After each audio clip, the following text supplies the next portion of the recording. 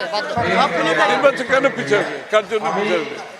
বাংলাদেশের মানুষের জন্য নির্বাচন পিছাবে না। কেউ যদি তার নিজের স্বার্থে পিছাতে চায়, সেটা বাংলাদেশের মানুষের কাছে গ্রহণযোগ্য হবে না। এইগুলো তো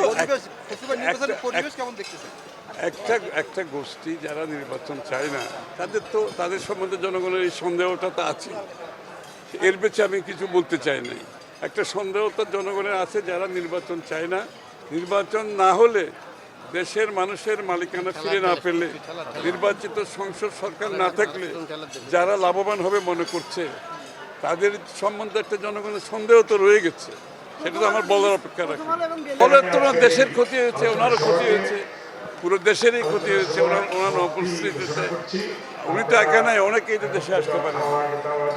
অনেকে মরে গেছে, অনেকে পঙ্গু হয়ে গেছে, অনেকে চাকরি হারিয়েছে, ব্যবসা হারিয়েছে, সব কিছু হারিয়েছে। এটার এখন দেশবাসীর প্রতি আমাদের দায়িত্ব, বাংলাদেশের মানুষকে এর প্রতিদান হিসেবে আগামী দিনের যে রাজনীতি, সেখানে বাংলাদেশের মানুষের যাতে রাজনীতি হয়, বাংলাদেশের মানুষের ক্ষমতায়ন হয়, সেটা আমাদেরকে নিশ্চিত